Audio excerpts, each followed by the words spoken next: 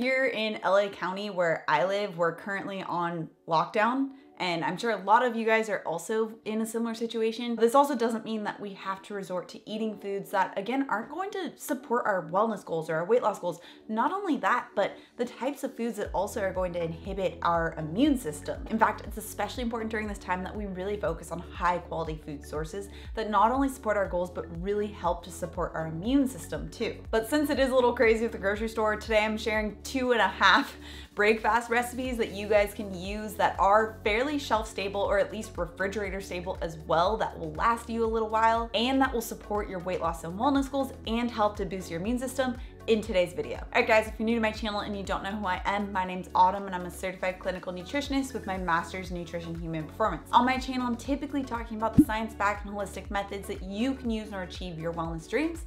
So if you have a wellness goal in mind, make sure you subscribe. Now this is also, again, not my normal video. I don't usually come out with videos on Mondays and I already have this whole week scheduled out, but I wanted to add this one in for you guys so that you know that you have options and how you can actually take foods that are fairly shelf stable or foods that last for a while in the refrigerator and how you can make them actually support your goals during this time. Now, something that I talked about in last Monday's video, which again, another video I wasn't planning on doing, is the importance of protein during this time. Protein is an essential nutrient that you need in order to actually make your immune cells.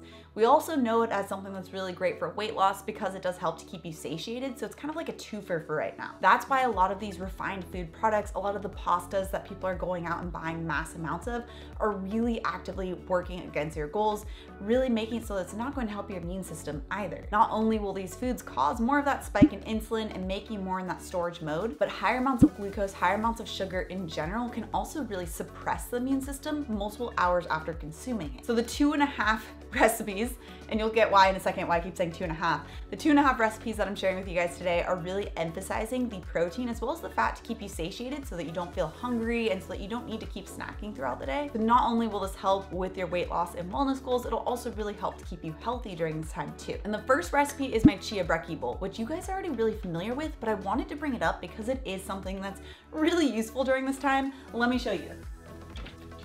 All you really need for the base of it are chia seeds and canned coconut. Now I am going to show you a little variation on this to make it even better for your goals right now. And I'll have all the recipes for everything I talk about down in the description below as well, so you guys will have that. But chia seeds, like you can see, this is a lot of chia seeds that I have on hand. And this is just something that I generally always fill up on anyway. These are a really great source of fiber, really great source of fat, and a small amount of protein from this too.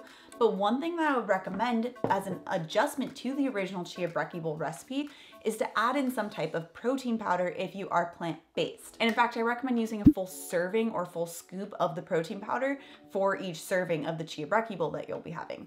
Now, what you would typically have in this for the chia brekky bowl for about 2 servings would be a 1/4 cup of chia seeds, a 1/2 cup of coconut cream, which is what you can get from the canned coconut, which obviously both of these very shelf-stable items that you can have a bunch of on hand. And then you add either a 1/2 cup of water or a 1/2 cup of a coconut milk or an almond milk that you also could have on hand for a while too. Even if you're making your own homemade coconut milk, which I do have a recipe for right here, that's another item that you can definitely have that's shelf-stable on hand. Those dried coconut flakes, those unsweetened dried coconut flakes are really great to have on hand that are shelf stable and to make that homemade coconut milk. And you just combine all these ingredients in a bowl, let it sit for at least 30 minutes, and then divvy it up between 2 different servings. And you can double this to make enough for the week as well. For weight loss goals, it's really important to make sure that you are providing enough of those satiating fats as well as the protein to keep your blood glucose level stable. That way you don't start to get those sugar cravings that can lead you to snacking on the foods that are really not going to support your goals. And I'd recommend choosing 2 to 3 different toppings. I'll have a whole list of them down in the description below of what you can add,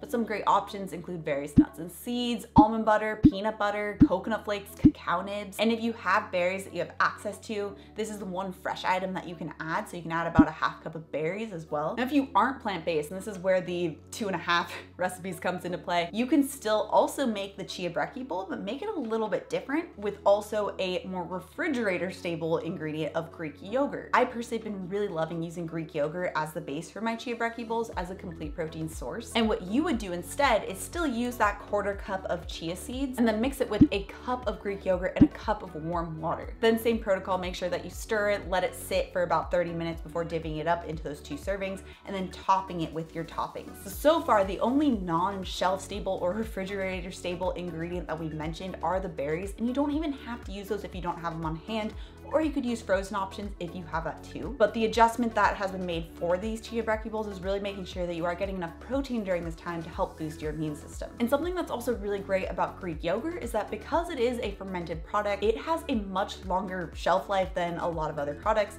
because that bacteria that's within the yogurt helps to ward off any other types of molds or growths that can happen that make it go bad. It's also something that generally has a longer sell-by date, where if you haven't opened it, you can keep it in the fridge for a while too.